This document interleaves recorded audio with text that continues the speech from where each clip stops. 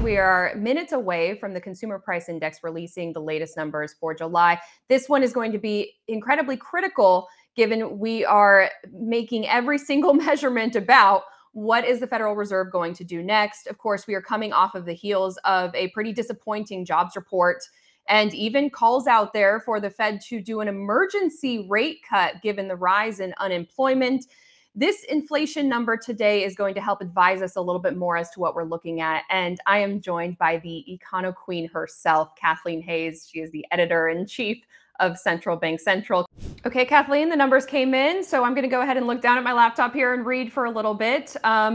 We've got an expected climb for the month, 0.2%, just as expected. You said that the Fed might have liked to see something even a little bit softer, but what is softer is that annual number at 2.9% inflation year over year. We're in the twos, Kathleen. I just want to let that sit in for a second. I know that last month was on the official level, like 2.97, rounds up to 3.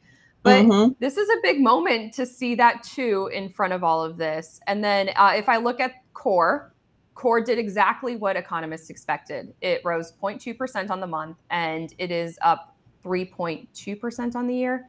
Yep, got to look over my spreadsheet right there. 3.2% on the year. Core, of course, is what strips out food and energy. Those are the more volatile food, indexes out there. So it's looking more at the commodities and services that take all of that out of account. So it is a little bit higher.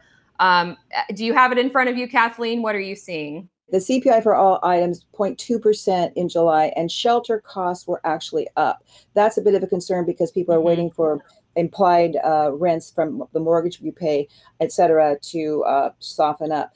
I think this is striking me so far as a report that is fine.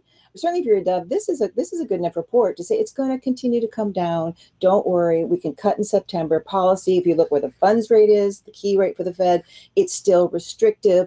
And we're making enough, even if it's slow progress on inflation, to make that first cut in September.